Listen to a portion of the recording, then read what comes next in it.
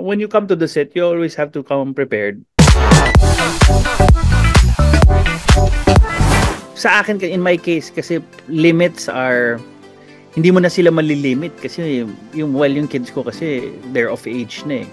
Pero yun nga, biggest example is pagkakakain, whether lunch, breakfast, or dinner, all phones are down dapat. All gadgets are set aside. Kasi iba pa rin yung normal conversation amongst each other, lalo na pag may gathering talaga. Tapos kasi every Sunday we do our services, nagso-service kami. So pag hindi kami nakaka-attend sa church minsan, most of the time like online, lalo na kasi nag-start yan ng pandemic pa eh. So pag nag-online service kami, talagang gadgets are set aside. Yun lang naman ang pinaka sa amin ngayon eh, yung there are pros and cons pagdating sa using of gadgets, pero basta ako pagka kainan tsaka pag may mga seryosong conversation, all phones down sa amin, and I make it a point na yun ang rule sa amin. Pero limitations, they're of age eh, pero yun lang, basta pag once wala na, pag meron silang assignments or may homeworks,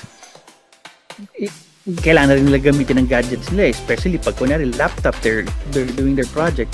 That's also one way of how do you put a limit to that eh. Kasi minsan, lalo na ngayon, wala na masyadong books, lahat na ng binabasa eh nasa laptop na nila, sa computer na nila.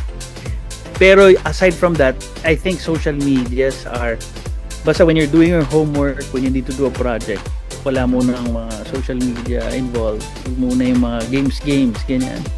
Yun lang naman. So far naman, hindi naman dumarating sa point na sa akin mismo manggagaling. Kasi sometimes, they just tend to forget. Ang maganda dyan is, of course, ayoko kasi yung maging tipong co-actor mo na kasabihan kita. Kasi at the end of the day, kung yan ang gusto mong gawin, makita man yan sa eksena or hindi ko na problema yan. Alam mo yon, pero responsibility niya, like, pag may I come across an actor or co-actor na mas busy pa siya sa cellphone niya kaysa sa I'd call their attention. Kasi at the end of the day, when you do a specific scene, mas maganda yung lahat kayo nag-concentrate sa bubuuin yung eksena eh. Yes, it gets distracting. You get distracted, pero ito nga isa lang medyo ang niyan eh. Most of the time, the artist who has their phone with them, andun na rin minsan kasi yung script. Okay lang yung mag-read kayo ng lines for here and there, pero pag sinabing actors in, dapat wala na kayong hawak na cellphone. Wala na kayong dapat isipin nyo na kung ano yung gagawin nyo sa eksena nyo. Dapat ready kayo.